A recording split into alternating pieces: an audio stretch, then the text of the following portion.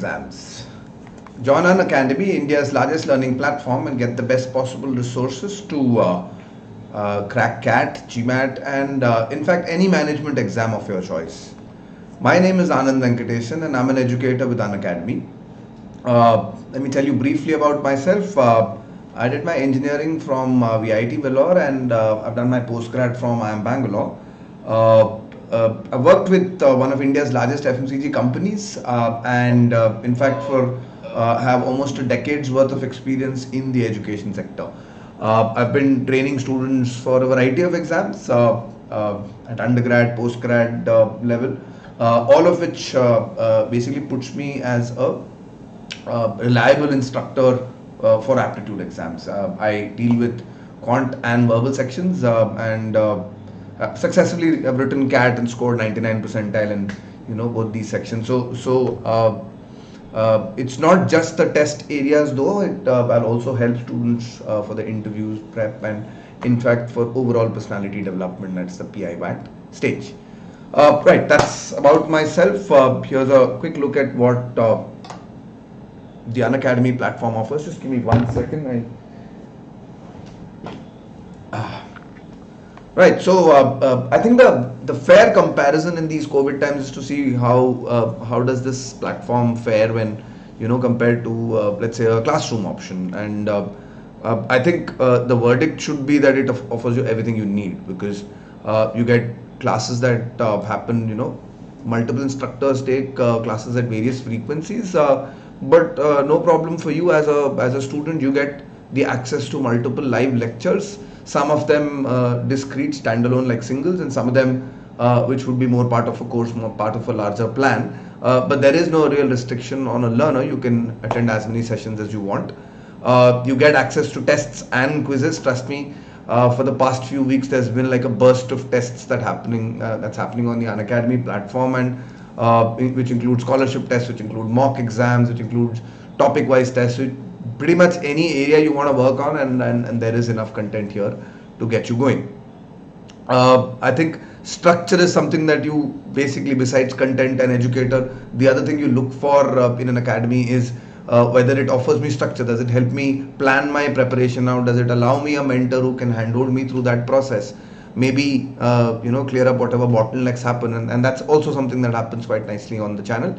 I'll talk about this in the next session, but plus courses offer you that extra bit that you need to, that could just be the difference between preparing and being prepared. And I think the very fact that an academy of functions online means that the academy gives you unlimited access to this academy. Basically, you can attend a sessions as many times as you want. You can rewatch it as many times as you want. You can attend as many sessions as long as your subscription is valid. I think the one area that you might ask questions is, who's going to teach me, and how do I know whether I'm going to fit in with an educator? Well, for starters, educators on the Unacademy platform are subject matter experts. These are people who've been writing this exam for successive years, such as myself.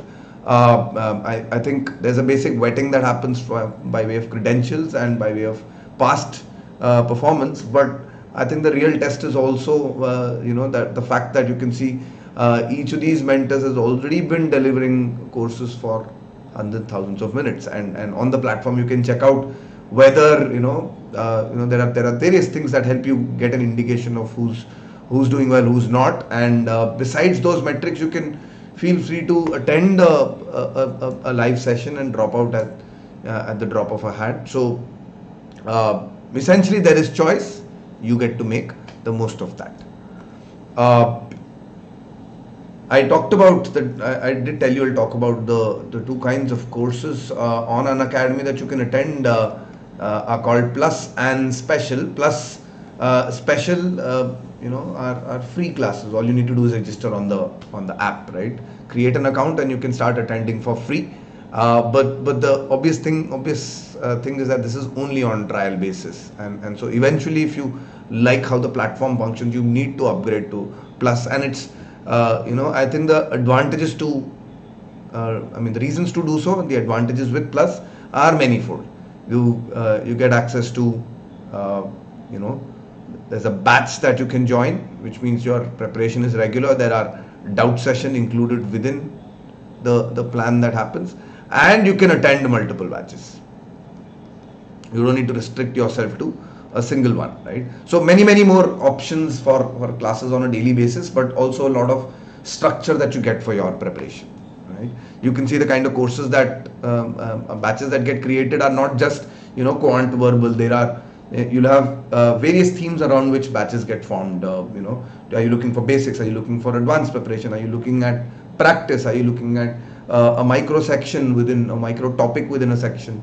So all kinds of batches go live.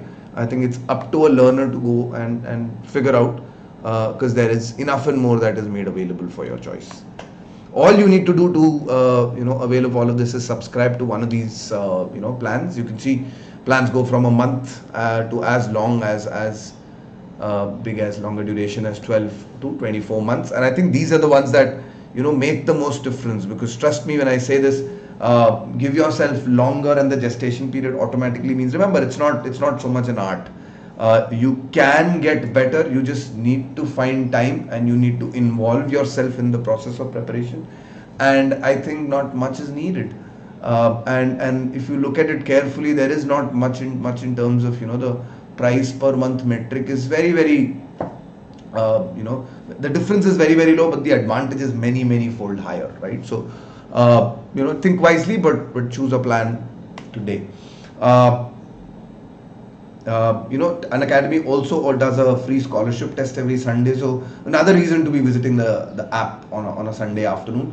5 p.m. is when the test happens, and there are exciting vouchers to be won. I know some of you are probably not going to write the CAT, maybe you're writing a text here, maybe you're taking some other exam, but I think think of it more like a test rather than a scholarship test, and rather think of it as a scholarship test and not as a CAT mock. Just come in and see how well you do. I think the top 50 guys getting prizes is incentive enough to come and for you to come and take a weekly test. All right, with that intro, I'm going to get into today's session, which is around verb tenses. It's one of those one of those areas which all of us have heard of. Trust me, if I were to single out 10 people from a random crowd and ask them, do you know what a tense is? And I'm sure everybody's going to nod yes. And then when I go and if I further ask them, okay, can you define what a tense is? I think some people will start to have a bit of discomfort, but maybe some of you will still say it has to do with time, right?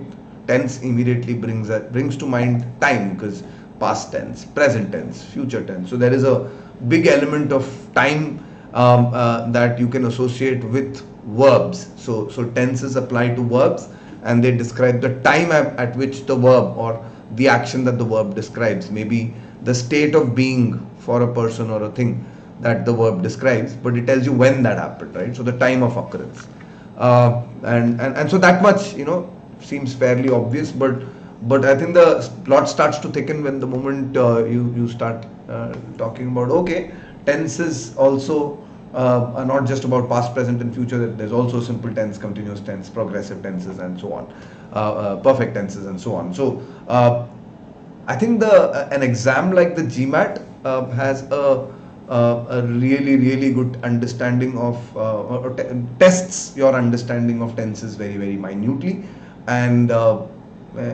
most people, when they work with sentence correction, tend to rely more on instinct, and that's a habit you need to get rid of, especially with regard to tenses, because here things are more rule based. You can actually figure out 90% of questions merely if you understand the rule well enough, and how a particular tense applies in any given situation. And if you can understand the basic set of rules, then I think you can easily crack question whether a question's tense or a statement's tense is correct or not. And so that's going to be the agenda. I'll quickly run through the basic rules, and then we'll look at a few problems, sentence SC problems around tenses, right? That's the agenda for today. Thanks for joining me. If you're watching this in a recording of this, then welcome nonetheless. Right. So obviously, the agenda has all the forms of present, past, and future tenses, and a practice session on that. Here's a quick overview of the.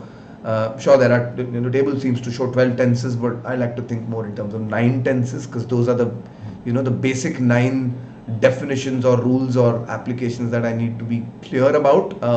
Perfect continuous as a tense form is more of a combination, so and it's fairly rare. So maybe it's wise to think of it more as 9 types.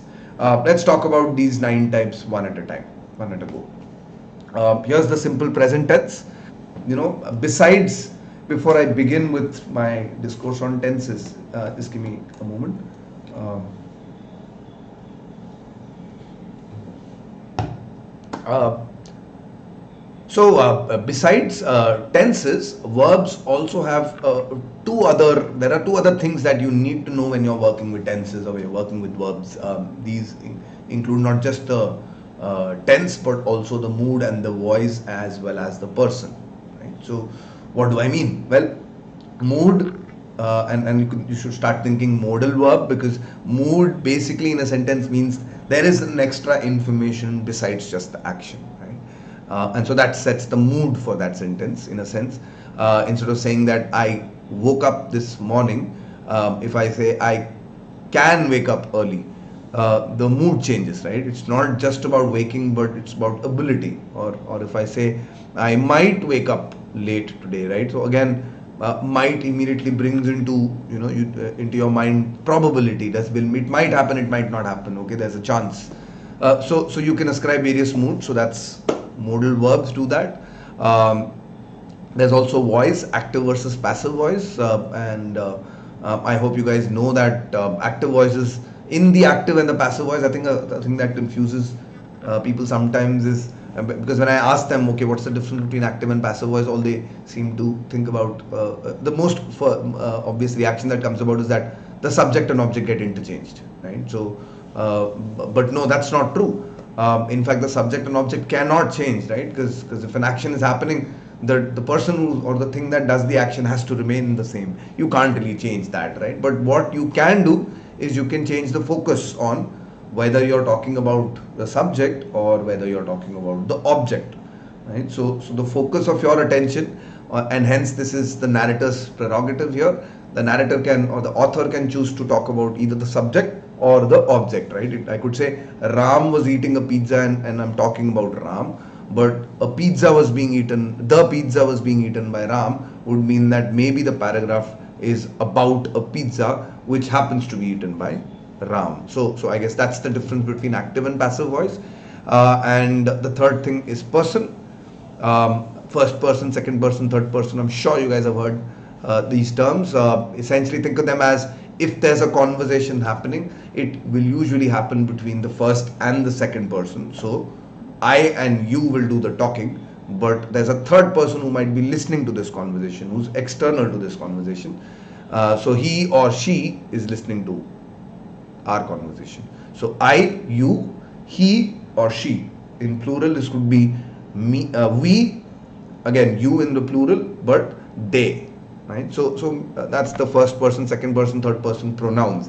So pronouns usually have these 3 forms, and this is important with tenses, because pronouns, the form of the pronoun does determine indeed the form of the verb tense, in fact, right? So know that these tenses, the 9 tenses that we have, you will obviously signify them by writing them differently, and so there will be a particular form in which every tense will occur. But do keep at the back of your mind that these forms will vary depending on whether you're using a modal verb, whether when you're talking in active or passive voice, and will also vary with whether you're talking in the first, second, or the third person. Keep those aspects in mind. And with that introduction, I'm going to get into each of these tenses. Right. So we begin with the simple present tense, the easiest tense to probably understand, but probably equally, maybe not the most misunderstood tense, but there's a fairly large proportion of people who do not understand why simple present tense is used. Well, the form of the simple present tense is obvious. Remember that there are 3 forms of a verb. And the first form of the verb is its simple present tense. So walk, talk, eat, or in maybe in singular terms, walks, talks, eats, runs, hears, jumps, listens. All of these are examples of verbs in the simple present tense, right? This is the first form, and the reason why the simple present tense is most of the time used for is to talk about true statement, something which is factually correct or accepted as true, right? So things like the sun rises in the east, it sets in the west, the moon, is a forget the moon, it rains in July, or water boils at 100 degrees Celsius. Scientific facts or generally accepted truisms are in simple present tense. Similarly, not just truisms but also more personal for you, things that are habitual to you, things that you are more likely to be doing at any point in time, or habitual occurrences are also mentioned in the simple present tense. So he visits his native town every year, right? The big hint, every year. So if it's something that he does every year, it's a habit, and a habit will be in the simple present tense. She wakes up early in the day, right? Well, it's not, there is no other cue for this in the sentence, but the fact that she does so early in the day means that she must do it often, right? It must be a habit. Well, if it's not a habit, it could also be things that are more or less permanent, right? These are temporary situations, but still considered as more or less permanent. So right now Anand works in accounting, right? Or they live in Bangalore right now. So things which are temporal and yet more or less permanent are also expressed in the simple present tense. And finally, not finally, the second last reason is to talk about things that happen in books. When you are paraphrasing from a book, when a particular villain or protagonist or an author is talking about something and you're paraphrasing him or her, then you would do so in simple present. And the hero beats the villains up, right? If you were telling your friend a story, then you would narrate it in this tense. This book talks about the evolution of religion, or this book talks about human evolution, etc., etc. And finally, it's also fairly common to use the simple present tense in conditional statements, right? Things which have if or then, right? If you do not cook, then you must order on time. If we plan, we can win this round, right? So the first condition, remember that's but don't let this let these statements confuse you. Conditional statements have a wide range of formats, so you could pair together a lot of conditional statements. So maybe we could cover that separately, or just look it up, look at various kinds of conditional statements where in this, for example, here in the examples that you're looking at, we're talking about simple present tense in combination with can something, and usually with can it will be the first form of the verb. So first with the first form, in a sense, is the construction here. There are other forms of if then statements as well, right? If it rains tomorrow, then we will do something, right? It might be a task that you set yourself. So many formats in which conditional statements occur. So do make a note of that. All right. But I think the larger takeaway is that simple present tense is more for something which is more or less permanent, right? Something which is a truism, not for something which is happening right now. Even though it says present, don't mistake it for that. It's for something which is generally true. Similarly, actually not so similarly, but simple past is more obvious because it's about something which simply occurred in the past, right? Which means if the author is talking right now, then it occurred sometime before right now. It could have happened a day before, a few hours before, and the form in which the simple past tense would be represented would be the second form of the verb. It's either the ed form, or in some cases maybe, or an idiomatic form in which the third form comes. So for example, eat becomes the second form, ate becomes ate, but the third form it becomes eaten, right? So it doesn't really follow the ed pattern, but know that there is a second form, that's the simple past tense. And simple past is, quite obviously you'll use it whenever you're talking about something which simply occurred in the past. Ram lived an ascetic life. Ramanujam was an enigmatic genius. They loved him the most amongst his siblings, right? Simply something which happened in the past. The fact that you're talking about it in the present, uh, doesn't really change it much. And you're not even doing anything besides describing something which simply happened. Well, another, in some cases, what you're trying to do is talk about not one thing but many things, and so it could also be a lot of things which happened in the past. But the general sort of idea is that if you talk about multiple things in the past tense, then the hint is that, or the indication is that they happened more or less as a sequence at some point, right? Not discrete events that you did in the past, because then, if for example you talk about okay, 1 week ago, when did I sleep and when did I wake up? Right? Now, these are two things which cannot have happened together. Right? So, usually, if you're referring to both of these things in the past tense, then you can't represent both of them in the simple past.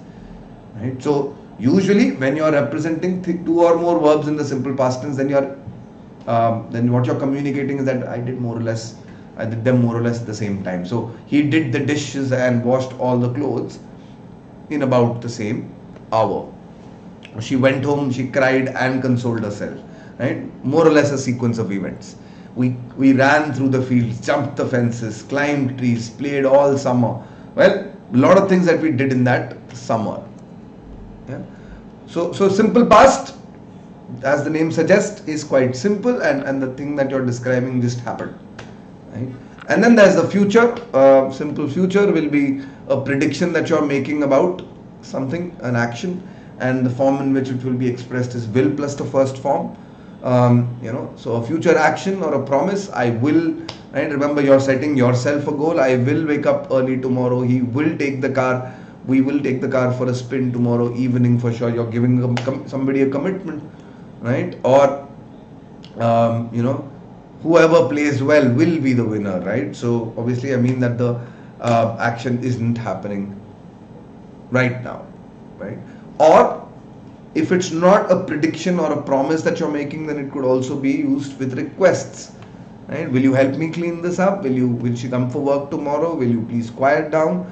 Right? So you're asking something of somebody, just like you can make predictions in the future tense, like it will be an easy when I think I will be blessed with a son.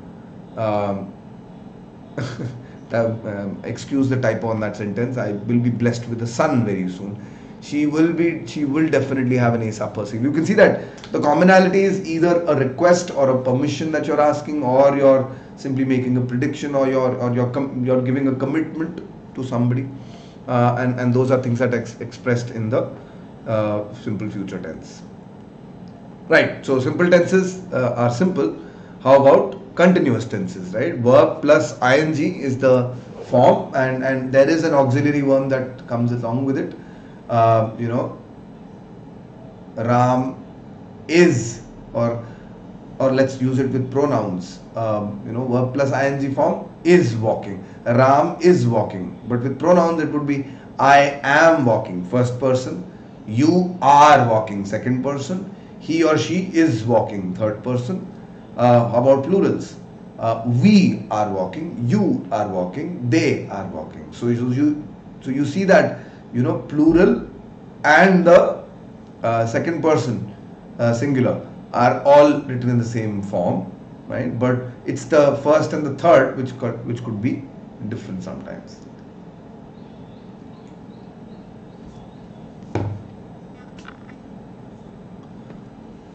Okay, why do we use the present continuous tense? Well, it's for an action which is currently happening. Most of the time you use the present continuous for the reason that it's currently happening. It's playing out in front of you. We are leading by a margin of 2 goals. I am watching television right now. They are camping in the outdoors, right? Things which are happening right now. Or, remember we talked about more or less permanent things in the simple past. So things which are not permanent, which are obviously temporary, are then in the present continuous, right? They are staying with their grandparents this week. He is visiting us over the fortnight, right? Things which are temporary. When the moment you want to indicate time, it might not just be when it is happening, but how long is the action, right? Is it permanent? Is it temporary? um, who's pulling strings in the pulling strings? Why I say who is pulling strings? Because it's happening this year. He's working for a chartered accountant these days, right? Similarly, not just things which are temporary, but also habits. And in this case, I think the commonality is something which is temporary or new. She is focusing on her preparation. He is smoking a lot nowadays. I'm averaging 3 leads every day. And in some cases, these habits can also be annoying, right? You're always losing your resolve. He keeps forgetting to switch off the lights, right? So those are reasons why you would use the present continuous. Again, a fairly obvious one. Things which are either happening right now or are temporary, whether it's a habit which is irritating or not. And now we come to the most, according to me, the most second most interesting tense, but the most misunderstood tense for sure, which is past continuous, right? I think by now you can put two and two together and say that okay, it has the past and the continuous. So something which happened in the past and was happening then. Yeah, it seems fairly obvious, right? Well, it does seem so obvious, and indeed its form also is quite obvious, right? Verb plus ing with the prefix was or were. Was for singular, were for plural, except that I am, I was, you were, but he or she was. So first and third pronouns are have similar usage, but second and plural, second person singular and plural will have one form to take. But past all of that, I think the reason why I say this is misunderstood is that it's fairly obvious to know you're talking about an action which was happening, right? But I think the immediate question you should ask yourself is, was happening when? Because without that time, commitment, or without an explanation of when that was happening, present past continuous doesn't apply. Because if you're saying that I was eating lunch yesterday, then if you were eating lunch, why can't you just say I ate lunch yesterday? Why are you saying you were eating lunch yesterday, right? Ask yourself this question, and immediately you'll get the answer. No, I probably shouldn't say I was eating yesterday. Maybe it's simpler to just say I ate yesterday. And so I think a big compulsion is that with the past continuous, you need a reference of time. You always need a reference of time, and that reference in time, most confusing way is to give you a reference which is another event which happened, right? So by giving you an event in the past, I can then use that as a reference and say that when that happened, this was happening, right? So you understand, when gets answered by one of the events, that's called the background event, and when that was happening, the other thing happened, right? So that's the sense in which things unfold. Look at this example. I was walking down the street when the car whizzed past me. So I think what you're trying to say is that today on the road, a car really came close to hitting me, right? It went very, very fast near me. But you're not just saying that that happened, you're saying that that happened when something else was happening. You're also telling me when that happened. And that reference is, in the past continuous, right? So for background events, things that you're using in the background, you use the past continuous. I was walking down the street when the car whizzed past me, right? So the event in the background, I was walking down the street, right? So usually very, very common to see a combination of past continuous with simple past, because one acts as the reference for the other. When he visited his parents again, okay, ignore that example. I was playing tennis when it started to rain, right? As he was approaching the site, there was a huge explosion that happened, right? Okay, so those are examples where we use another event as the background, but you don't necessarily have to use another event in the background. You can also give a timestamp by mentioning the time sometimes, right? At 5 p.m. tomorrow we'll be we will be yachting in the sea. At 5 p.m. tomorrow, we will be playing cricket. You know, um, this you know, by the end, and at the end of this month, we will be um swimming in the ocean, right? So you could really talk about a timestamp by, we could usually really talk about something in the past or in the future by simply giving a time reference, if not another action, right? So that's also pretty common. For example, let's say at 5 p.m. yesterday, I was writing an exam. Um, this time last week, I was holidaying in Europe. Right? So you see where I'm going with this. For past continuous, you need a reference in the past. That reference either comes by explicitly mentioning time or by giving the by mentioning another event in the background, right? And the second reason why simple past continuous tense is used is because the author was narrating something in the past. It was dark and the heavens were pouring heavily. Uh, so think of this as something which occurs in the quotes, right? And when you're reading a play and the play is about something which was in the past, then you will, in the past, then it would be continuous, right? So when you're paraphrasing or when you're using things in quotes, then if that narration is in the past, then you would use the past continuous. In fact, even in person-to-person exchanges, that's quite common, right? What were you doing last night, right? Instead of asking you what did you do last night, you could in the first person say, in a conversation, say what were you doing last night. And the third reason is not so much a reason as an explanation, that sometimes you'll also notice two or more actions that are in past continuous, right? So just like simple past, the moment you say that two actions are in simple past, they must have happened at more or less the same time. Similarly, two actions in past continuous also would have happened around the same time, right? They were driving to the site when he was getting his job done, right? So the two actions here, they were driving and he was getting some job done. So both these actions are in the past continuous, and so intent is to say that both of these actions were happening at the same time. Right? Just keep that in mind. All right, and this brings us to continuous in the future. Just like past continuous, here too you will need a reference in the future.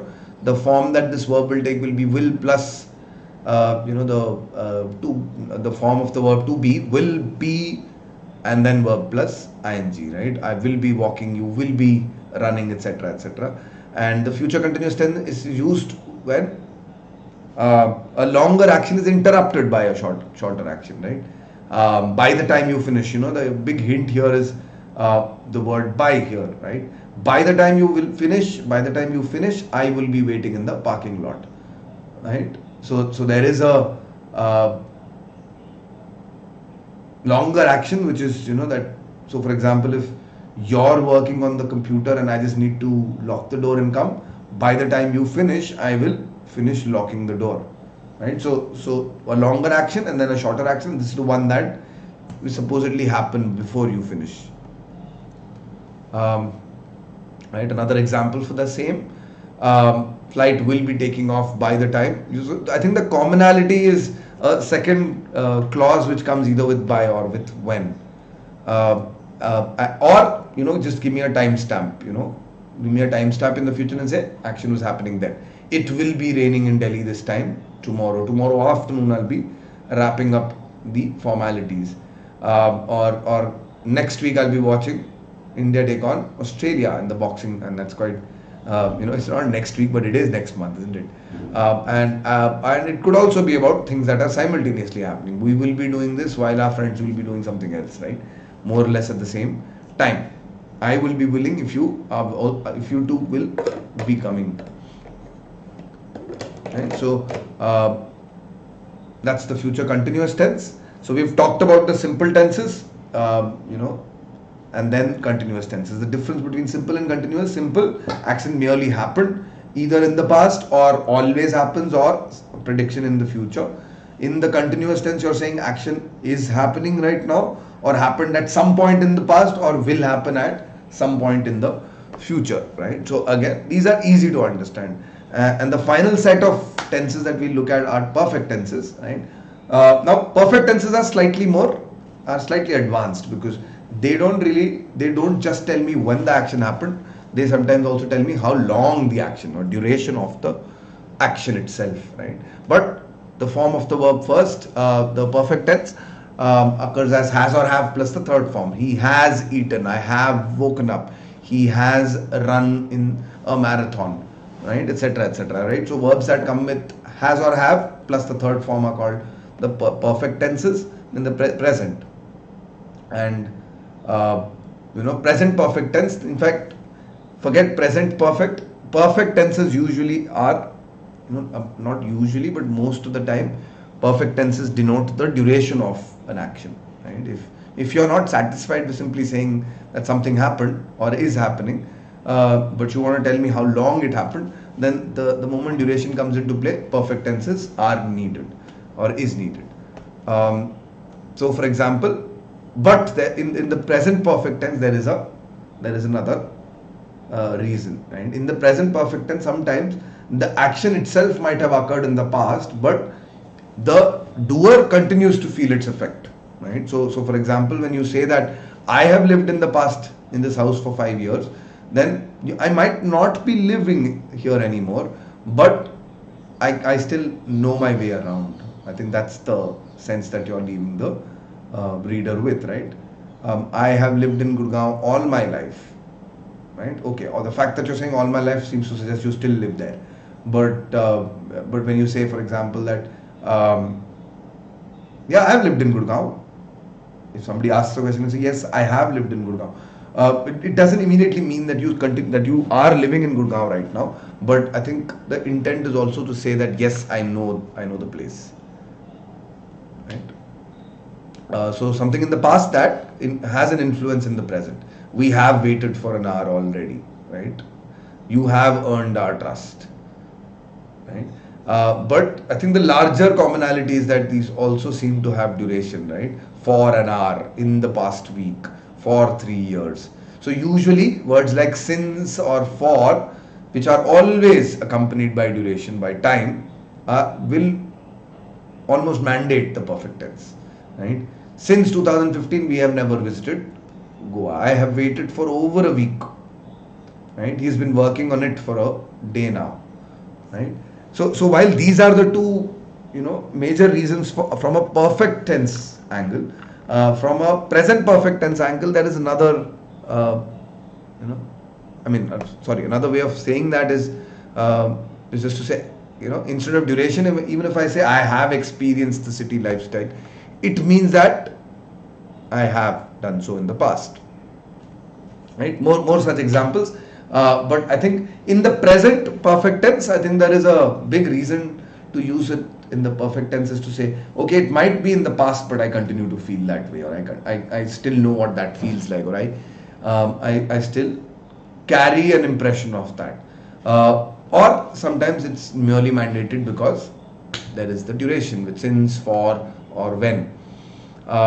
And obviously, I'm also gonna combine perfect tense with continuous tense. So the present perfect continuous in the form has or have plus verb plus ing is a tense which will use both, right? So you're trying to say something which is currently happening but has been happening for some time, right? So he has been waiting for over 5 hours now, right? Which you're putting stress on the fact that it's still happening now, right? He has been waiting. I have been waiting. I have been sleeping since 5 p.m. tomorrow. Maybe I just woke up and I'm telling somebody, saying something, saying that to somebody, right? I've been sleeping for 5 hours, dude. So action which is happening but has a duration. All right. Just like present perfect tense, past perfect tense also could be used for actions in the past which have duration. But perfect tenses are special. The past perfect tense is especially nuanced because but the form first, right? More standardized than the present tense. You can only use it as had plus the third form. Um, you know, had walked, had lived, had eaten, had jumped, etc., etc. But I think I say nuanced because you remember we said if there are two or more actions in the simple past, you assume that they have happened. They both happened at the same time. So if you have two actions in the past and one is simple past and one is past perfect, then the intent is always to say past perfect happened earlier but simple past happened later, and but both of them were in the past, right? So if you have multiple actions in the past and you want to separate them in time, saying okay, one happened earlier, one happened later, then the earlier action would be in the past perfect tense, but the later action would be in the simple past. So for example, he had waited for an hour when the line started to move. So there's the act of waiting, and there's the act of something starting, right? But clearly the starting happened much after the waiting. So waiting happened earlier. So he had waited when the line started to move, right? Or I had eaten my lunch by the time you walked in, right? So when you walked in, I had eaten my lunch. So two things. But the fact that I ate before you came is explicitly communicated by the use of the past perfect tense in this sentence, right? I had eaten my lunch when he entered the room. So that's the kind of nuanced usage of the past perfect tense. Clearly, you can also use it, with time. By this time tomorrow I would have arrived at. By this time tomorrow I would have. In fact, this is probably a bad example. I will explain this sentence in a context with the future tense. But by the time their spinners found their rhythm, Kohli was well on his way to a century. Right, this is a better example. Excuse me for those sentences. By 11 p.m., the airport had emptied out. Right, so an action which happened in the past, right? But an action which had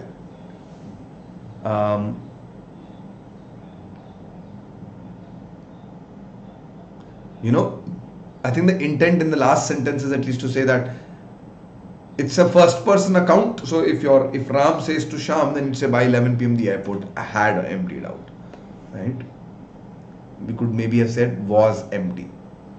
And finally, past continuous, past perfect continuous. Obviously, you're saying in this case that the action, is happening, was happening and had continued to happen for some time, right? So duration as well as past, as well as the fact that it was happening. Combination of that is when you'd use the past perfect continuous.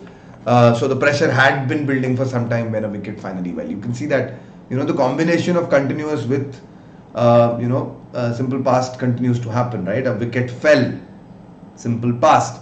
But in this case, instead of saying past continuous, you're saying past perfect continuous. The pressure had been building for some time. We continuous because you're using it as a background, right? Combination of continuous with simple past, but the action which was happening had durations for some time, so that duration makes it had been building, right? So that's the past perfect continuous. And future perfect continuous, by now it's fairly obvious to sort of decode. Will or would plus have plus third form of the verb. So usually by is a very very big indicator of with something in the future. When you're talking about something in the future with by, more or less perfect continuous tense. More or less future perfect tense. So by this time tomorrow I will have finished reading this book. By this time, by the time she turns 18, she will have transformed a lot. Or by noon tomorrow we will have started buying shares, right? And then there's the combination of an action in the future. Besides the fact that it has a duration, it was also happening at a certain point in time. So future perfect continuous, right? Will, has or have, been doing, been plus verb plus ing form, right? Will have been doing or will have been waiting. By tomorrow evening, we will have been expecting a call from him for over a week, right? The fact that it's for over a week makes it imperative that you use the perfect tense, right? Well, those are your forms, verb forms. With future perfect tense, I think there is an interesting thing to understand, which is, why do I use will and why do I sometimes use would? You can see that here in this sentence, I say the world would have transformed a lot, right? So why do I use would here? Is that the correct? Is that a correct usage, or is that the? So most people tend to think that it includes probability, right? Maybe, and so since it's maybe, it's not certain, and since it's uncertain, you say would, right? But that's not the way you should think on the GMAT, right? In fact, on the GMAT, this sentence would be incorrect, because when you're talking about something which when you're making a prediction, as you are in this sentence, I think it's you should say will, right? But on the GMAT, you'll generally notice that would is used when, think about this. I use will when I go from, when an author describing in the present talks about a future action. Right? But what if an author in the past is talking about a future action, right? Because past from the perspective of future needs to be, future from the perspective of the past will be different as compared to future from the perspective of the present, right? So for example, when you say he says it will rain tomorrow, so you're paraphrasing somebody, saying, okay, that person says that it will rain tomorrow. But if the same thing were in the past, then you would say, the weather report said that it would rain in the afternoon, right? So why do I say said? Because the moment I'm talking about something in the past, a prediction in the past, we need to differentiate it, and so we won't say will, we'll use the modal verb would, right? Just keep that in mind when you're dealing with would, when you come across would in sentences. That's a pretty accurate note for its usage. All right. Well, I hope that things were, all of these tense types were clear to you. Just give me a shout in the chat if you have any questions, if you need any more clarifications or anything of the sort before I get into, the problems lined up.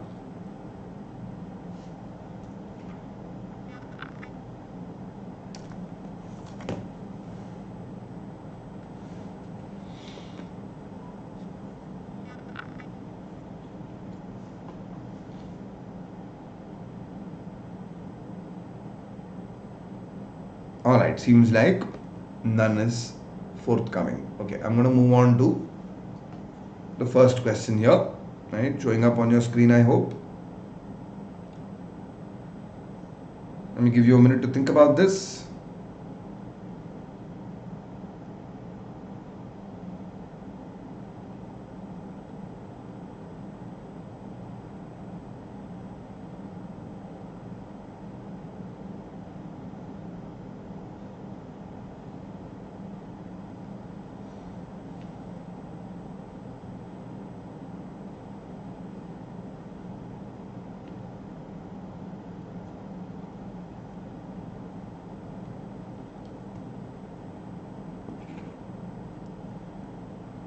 Indeed,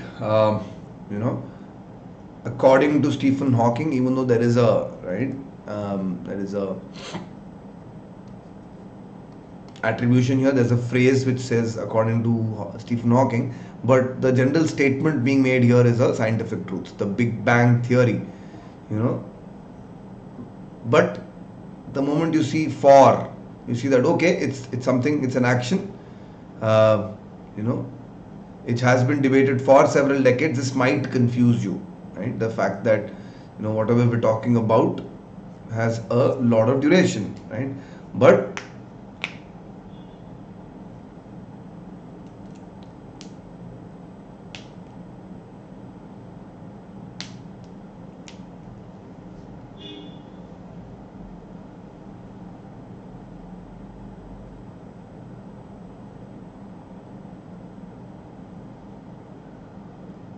right, so the correct answer is indeed option B here, right?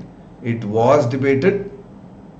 All you're trying to say is that that happened in the past, right? As it, and the hint for you is the other verb here, seemed, right? Ask yourself, the fact about debating and seeming, did they both occur at the same time, or would you say that the act of debating happened before the thought that it seemed to exclude the role of God? No, both of them happened at the same time. So both of them should be in the simple past tense. So was debated for several decades since it seemed to exclude the role of God.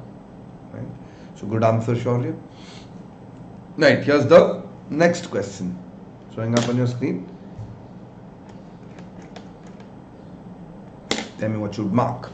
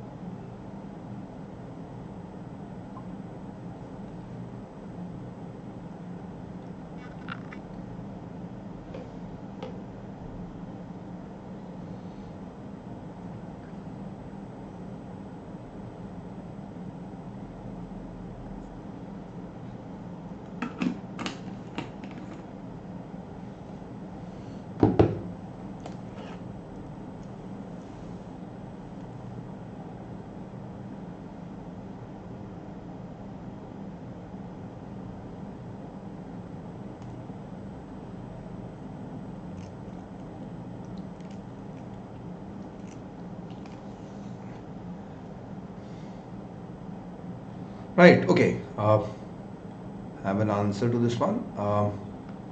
Right, after he had finished, you can see had finished, past perfect.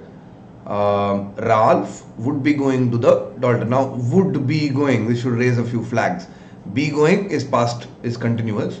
Would is future, right? Okay, so you have one action which is in the past perfect, and why would you have the other action in the future then?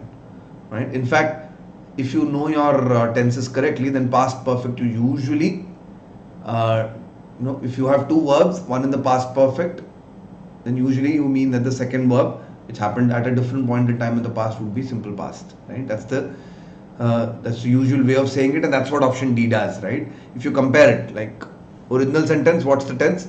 Past perfect with future continuous. Doesn't make any sense, right? Why not just say simple past and future, right? Why this way, right? So A is obviously wrong. B, after he had finished, Ralph would go. So you're going from the past to the present. It doesn't make sense again. After he had finished his lecture, Ralph would have been going. That's the future perfect continuous tense, right? Completely misplaced here. And this one, okay, future past perfect with simple past, right? So two actions. Are we trying to say that the previous one occurred before? After he had finished, Ralph went, right? So two things he did. He finished his lecture and then he went to the stadium, to the museum.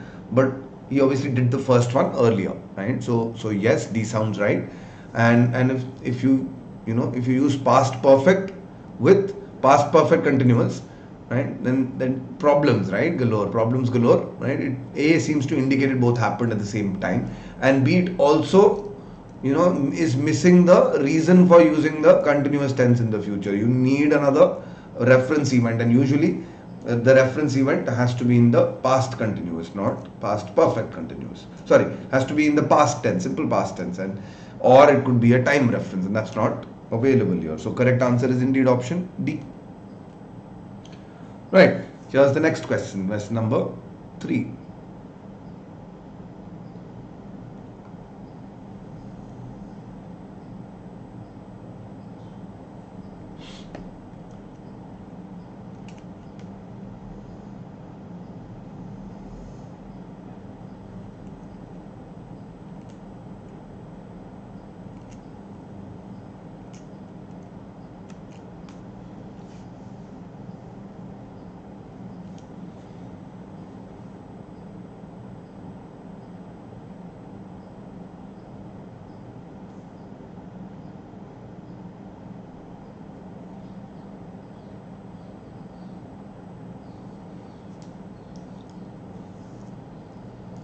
Yeah, I think this one is easier to get as compared to the previous one because it starts with fact. So usually facts are in the simple present tense, right? But if you ignore the underlined portion, and this fact was kept secret for some time, right? So clearly a fact which was kept. So you're talking about a fact in the past. So clearly that action can't be in the simple present, it has to be in the simple past. So the fact that the earth moved around the sun is the way that is the correct way of representing the verb, right? Hope that's clear. Moving on. Here's question number 4.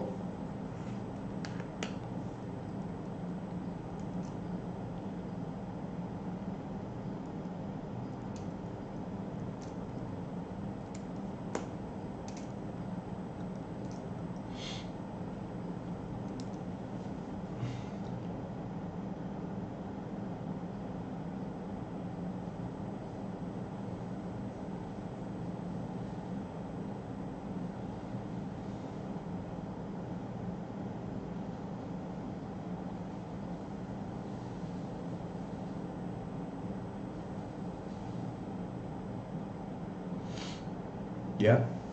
Again, it fits our rule to the T, right?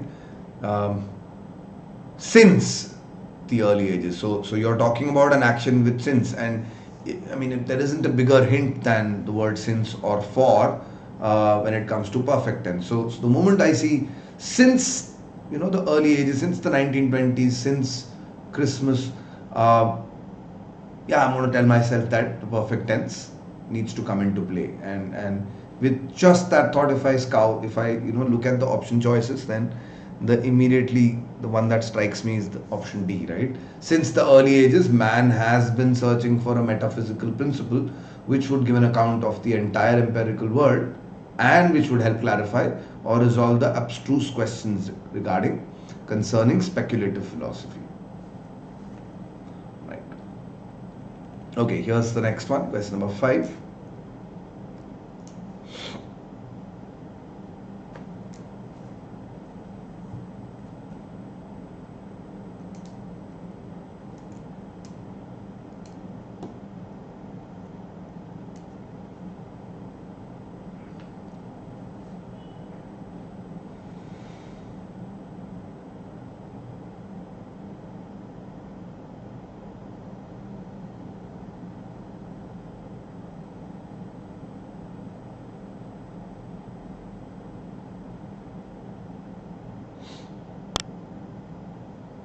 Right, indeed. Seems to be a string of D's, in these questions. The chef, for several minutes, it should give you a big hint, right? An action that happened for several minutes, which means it has to be perfect tense. So the chef was going to chop onion. No, the chef had been going. The chef was going. The chef had been chopping. Okay, why would you say has been going to chop onions, right? So obvious to exclude options A, B, and C. The remaining choices both have perfect tense, right? Had been chopping it for several minutes. Had been chopping onions for several minutes before he realized that he had minced. Okay. The difference between D and E is had been chopping versus has been chopping, right? But then that jars, right? Option E will jar because you're, present perfect continuous with past, simple past. That doesn't make sense, right? So option E also easy to eliminate. Correct choice. Only correct. Only one which is right is option D.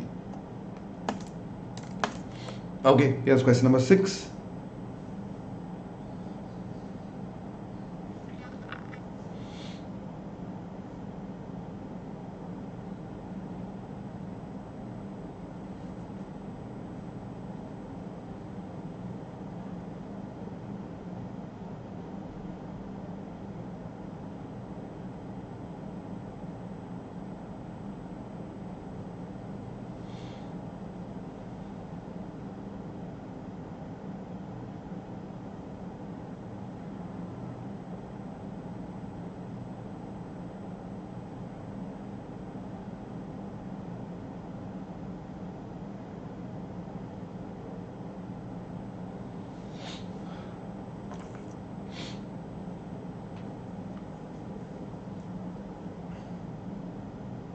Oh yes, in this question, right? Now note that the underlined portion has verb she met, simple past, has paralyzed, past perfect, and turns her, sorry, present perfect, simple present, simple present, sorry, simple past. So, okay, so she met with an accident which has paralyzed her body and turns her. Now, the moment you read, you can see that option A is incorrect, because even if you mean to say that the accident happened in the past, which has paralyzed her body in the present, why then would you have this portion in the simple present tense? Why not present perfect as well? So both of these must agree, right? That's something that you should remind yourself, right? Look at option B. She met an accident. That's obviously wrong. You can't. It's not a thing to meet. Right? She met with an accident, all right, which is going to paralyze. Okay, no, no, no, no, no, no, no, no. It's not supposed. Thing is supposed to happen. She met with the accident, right? Improper usage of article. But even if I ignore that, she met with the accident that had paralyzed. That's incorrect form of the tense. And D is also wrong. She met with an accident which paralyzed her body and turned her into a living corpse. You can see both of them in the same form, right? Even though this question was a lot easier, right? But I'm also trying to give you some additional hints, right? Some additional things that you should notice, because these are how long sentences usually are on the GMAT. So there are many things to watch out for, especially identifying all verbs, right? And checking their timeline. So indeed, correct choice in this sentence is option E. Alright, here's the next one.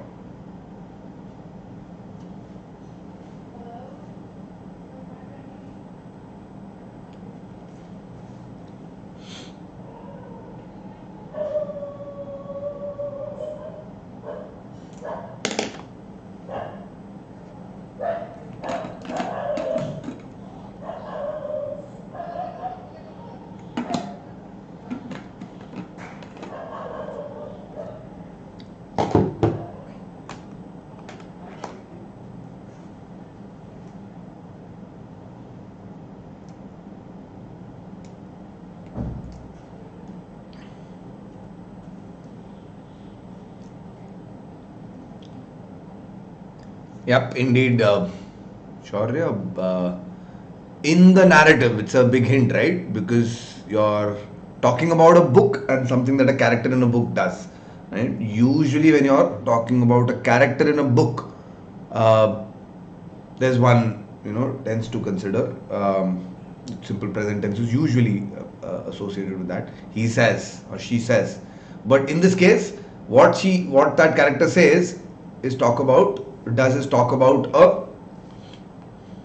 a habit which is irritating to us always, right? The fact that it always happens, and the use of the word irrelevant seems to indicate that it irks the author, right? It irks the character. So in this sentence, the fact that it's a habit which is irritating seems to suggest or should suggest to you that it should be the present continuous tense, right? Irritating. So not, if not present past, right? Continuous tense.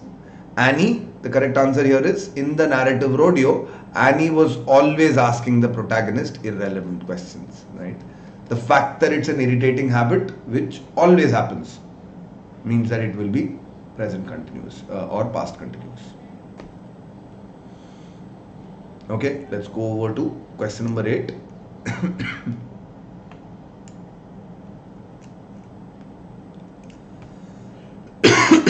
I think if you're solving this question, it's a good idea sometimes to not even look at, although in the GMAT, as a practice, you must always consider the options. But at home, when you're practicing tenses or you're practicing sentence correction, read the sentence and try and apply the rules of grammar, only then look at the choices. If you want to get better at grammar, start applying the rules as much as you can. But if you want to do well on the GMAT, then you need to consider the options and decide only amongst them. Right? So slightly different approach when it comes to preparation versus attempting an exam.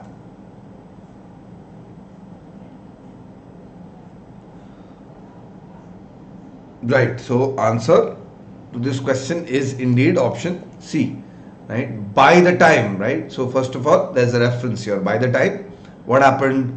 My program started. So you're using the simple past, right? Okay. By the time something happened in the past, so you're either using this as a reference or, in fact, I don't know what else you could be, right?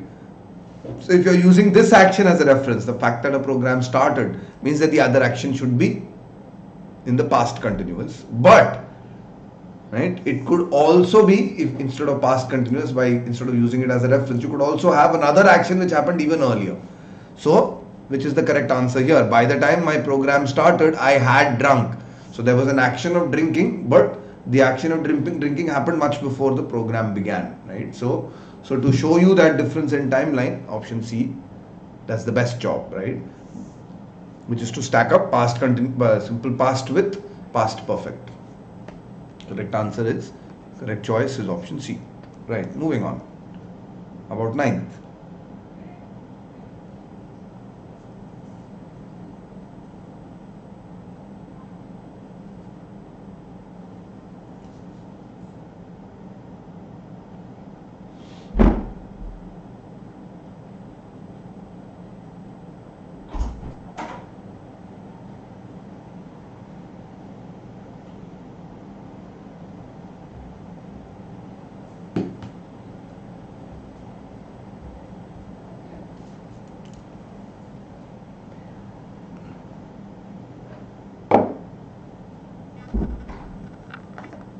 Right, that's a good answer, Shaurya. Indeed. Right, on the outskirts of let me read the original statement. On the outskirts of the beautiful city of Amsterdam, I was going to go cycling for an hour. Right, now notice a couple of things here. When it started raining, right? So the fact that there is another action, it started raining, another action in the past, right? So first of all, that's an important thing to make note of. Secondly, right, I was going to go, right? When you say I was going to do something, it means you haven't already done it, right? So I was on the outskirts, I was going to go, I haven't gone cycling yet. Then what does duration mean? For an hour is duration, right? Now duration has no meaning unless the action has happened. How do you know its duration when it hasn't happened yet? So option A is obviously incorrect, right? But if you evaluate option B, I had been cycling for an hour, right? So, the act of cycling, since it has a duration of 1 hour, perfect tense, had cycled. But the fact that you have another action in the simple past as a reference, this could be a reference for something else which was happening, right? Which was me cycling. So when it rained, when it started to rain, or when it started raining, I was cycling, right? So when something started, I was cycling. So, past perfect continuous in this case. I had been cycling makes the most sense, right? Option B is the correct choice here. Alright, moving on. About question number 10.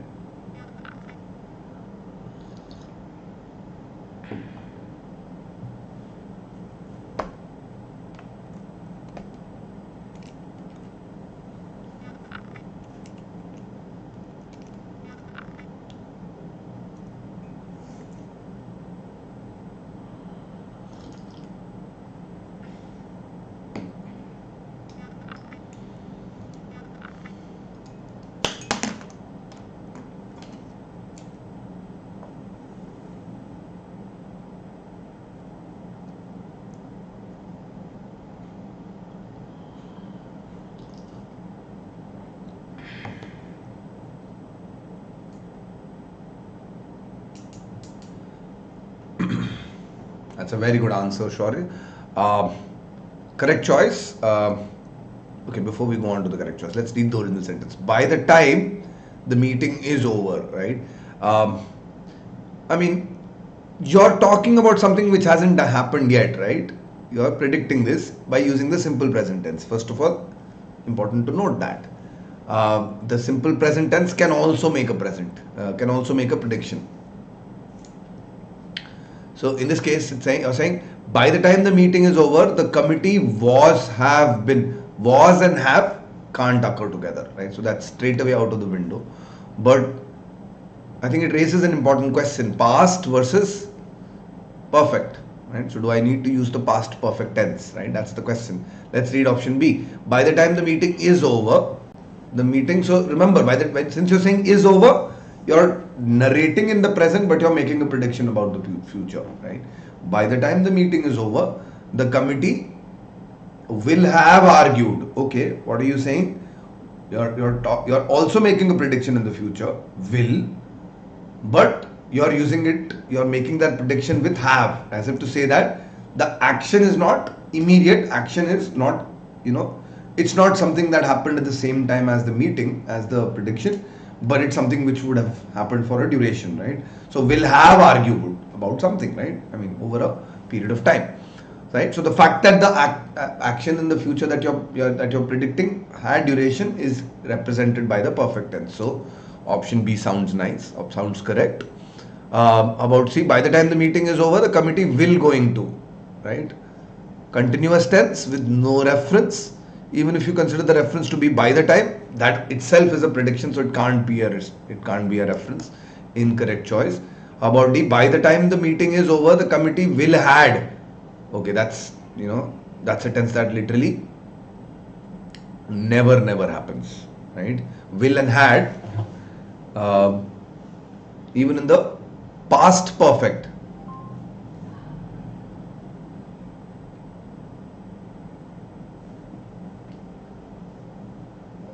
right? Sorry about that. Yes, option D is obviously wrong, because will is in the future, had is in the past, right? You can't mix both of them in the same tense, right? D is obviously wrong. By the time the meeting is over, the committee will had. Okay, that's even wronger, if ever that was a word. So option B is the only choice that stands the test of grammar. Moving on, about question number 11.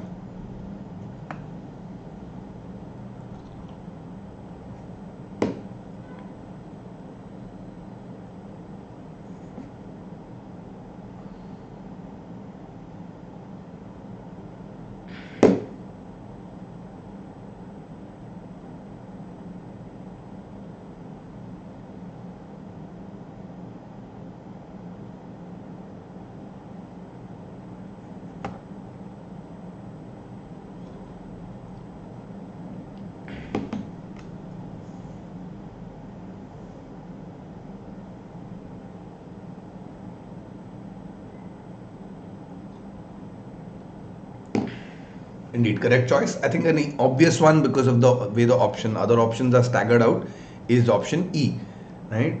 Check out the options. Has run successfully. Okay, the company has run successfully with the support of its shareholders. But this will not last for a very long time, right? Has run. Why do you use the perfect tense? So it's an action which happened in the past. Uh, you know, and it continues to do so in the present, maybe, or since you're using the present perfect, the intent is either to say that it has happened for a duration, for a long time in the past, and doesn't happen anymore. You're not sure, right?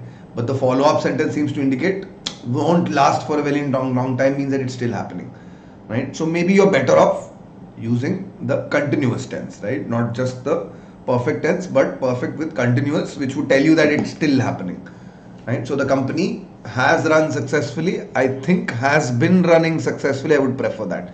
So for a moment, we'll keep a doubt on this. How about option B? The company has ran is obviously wrong. Incorrect form. Has run is the correct form. The company had been running. So why would you go in the past and then go on to the future, right? That doesn't make sense. The company ran successfully with the support seems to suggest that it doesn't do so anymore. That's obviously wrong. How about E? The company has been running successfully with the support of its shareholders. So between A and E, I would prefer option E, because the action very clearly still happens, right? It's still happening. So and you want to make it obvious, right? So E is the most elegant one. Okay. Here's question number 12, showing up on your screen.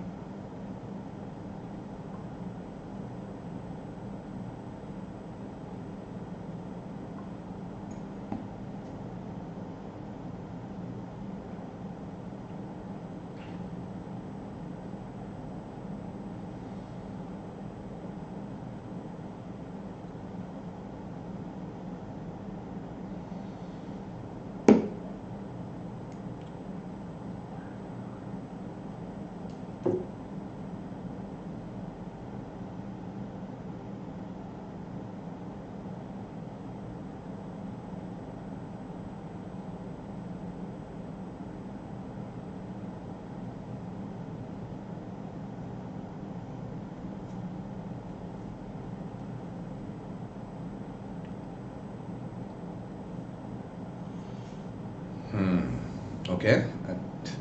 At first glance, seems to be a silly mistake on your part. Right. Let's check this. Evaluate this objectively. She had pasted, so past perfect. I mean, whatever follows should also be in the past. She had pasted the picture in a big scrapbook that contained photographs of all the men she have had. So this is the present. So that's obviously wrong, right? Besides, she have had affairs with is also sounds clumsy, right? If you know what I mean. How about B? Of all the men with whom she had, right? Now, immediately this makes me uncomfortable, and some of you would ask this question: can I even say had, and what does it mean, right? Well, let me put that rumor, to put that question to rest. There are two hads when you say had. There are two hads. The first one is because of the use of the perfect tense, and the second one is the actual verb, right? So when you say had, then you mean that having is the action, and this act of having happened in the past. So had, right? So she, with whom she had affairs with, is actually correct. So option B might be right because you're past perfect with past perfect, right? That's how you're matching the two actions. Um, and option C, of all the men she has had, that's the present, that's incorrect.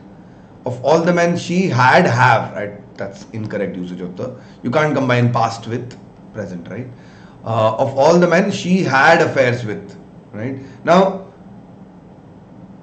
this is like the simple present tense, a simple past tense rather, right? And this seems to indicate that the act of pasting happened before her affairs, right? Which is obviously wrong. So the only choice left to us is option B, and that's the correct one. You should say, of all the men with whom she had affairs with. Okay, here's the next question. Question number 13. Showing up on your screen now. Let me know what you think will be the right choice.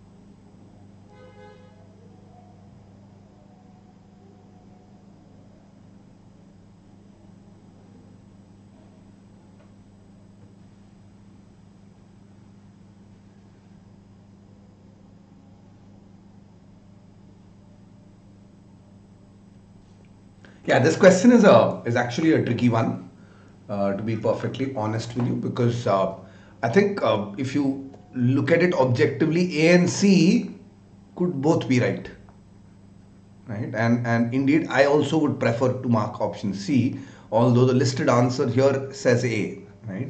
Let's see why. In total, 31 schools from some of the most disadvantaged areas of the county, 31 schools, right? You can ignore the prepositional phrase. In total, 31 schools will be participating in the initiative. 31 schools will be participating, right? So you're talking about this action as a continuous one in the future. Why make it continuous? Why can't you say 31 schools will participate?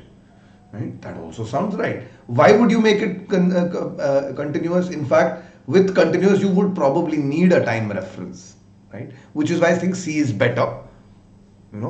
Correct choice.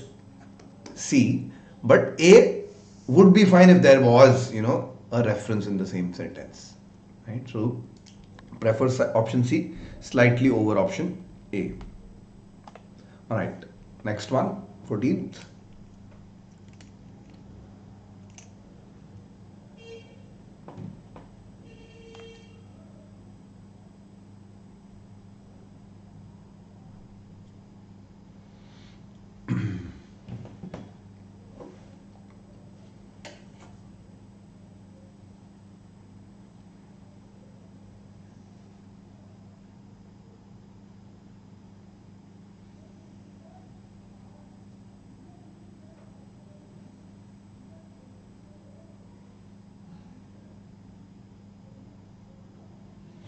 Yep, this is fairly obvious because the moment you give a time reference at the time of the riots, at this point in time, something was happening, right? So Robert was staying with his brother. None of the other options use this time reference as effectively, right? So correct choice, C indeed.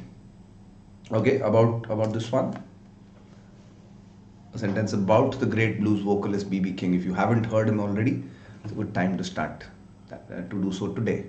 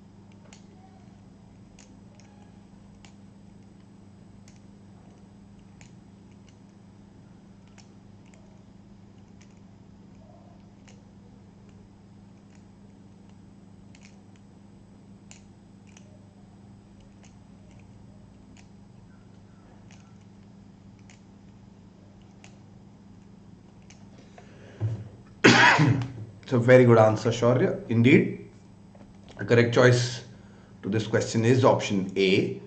The reason is that you're attributing an influence that this musician had, right? So you can ignore the descriptive phrase. The BB King is credited with something. First of all, with the verb credited, it's idiomatic to say with, right? You can't say credited with. You have to say credited with, not credited for, right? If you're giving credit, then you should give credit as with, right? So B, C, and D can straight away be eliminated, and between A and E, it's easy to pick a choice actually because with having had is grammatically so sound that, where as compared to with the fact of having, which is a circuitous way, right? In any case, and also grammatically incorrect.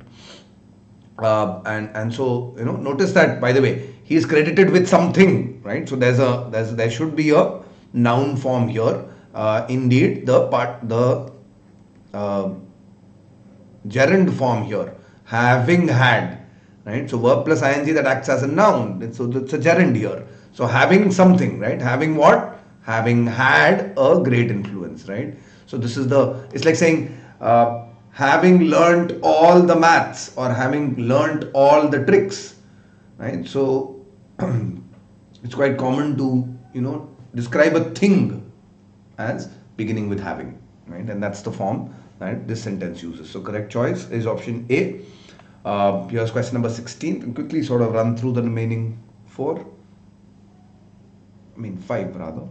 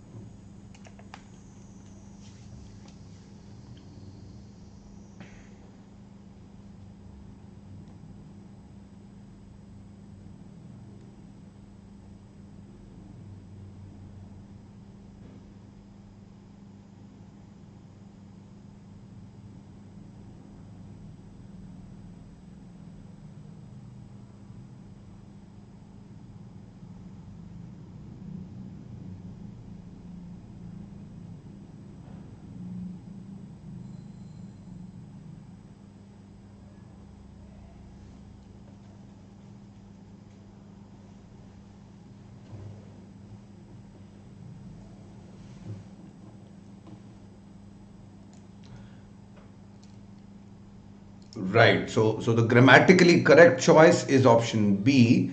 Uh, Although I'd say that in spoken English, even D is accepted, more or less, right? Think about it. I have learnt. So why is this have learnt present perfect tense? Because the act of learning happened in the past, but I know it in the present, right? So I have learnt through some private sources that John Helan and the New Harmonic Orchestra, A and B, plural. So they would be performing, okay. I have learned from the past, if you're jumping, okay, would be performing, but maybe would still make sense because you're jumping from the past, so it, would be instead of will be. But why be performing? Why being continuous, right? I mean, why use the continuous tense? So for that reason, option A is incorrect. Are going to perform, we're making a prediction in the future. You're talking about an action which is expected to occur in the future.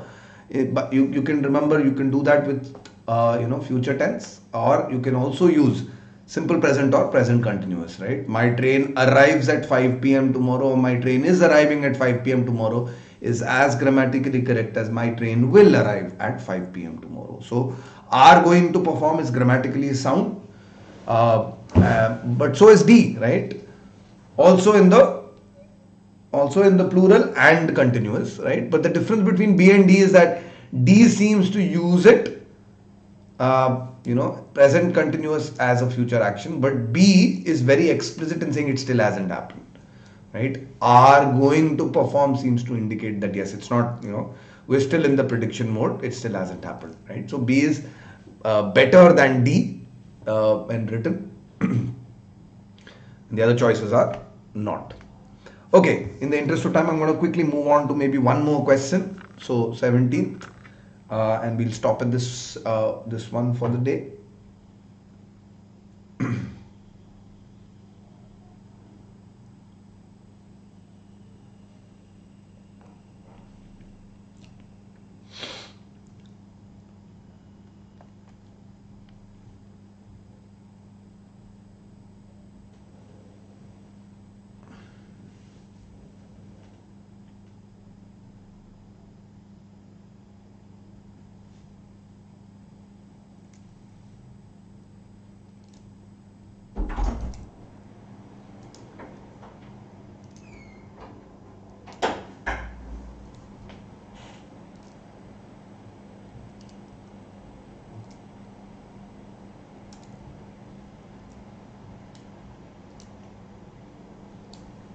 Indeed, the right choice.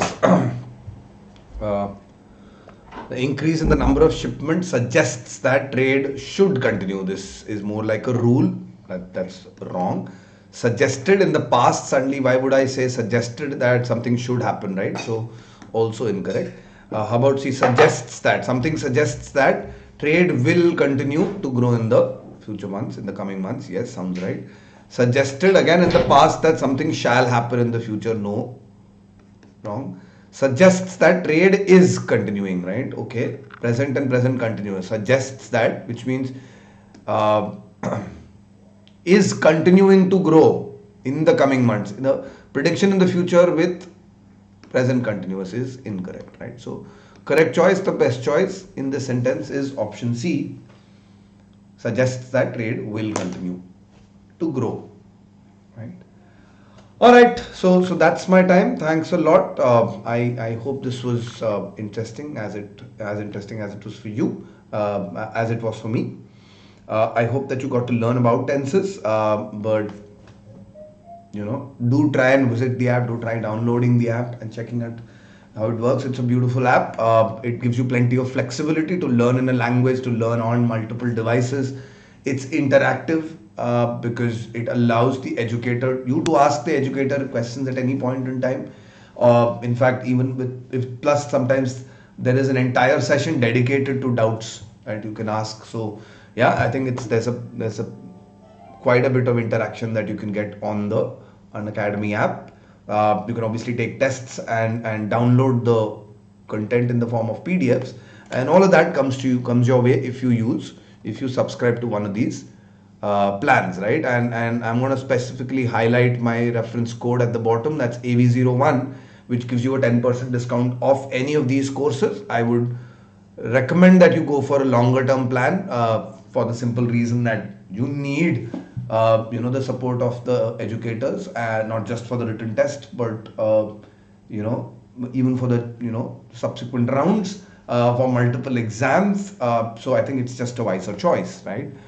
Reminder again about Sunday's scholarship test. 5 p.m. is the time, so make sure that you give yourself the chance to win exciting vouchers. Thanks a lot, guys. You do like, share, and subscribe this video.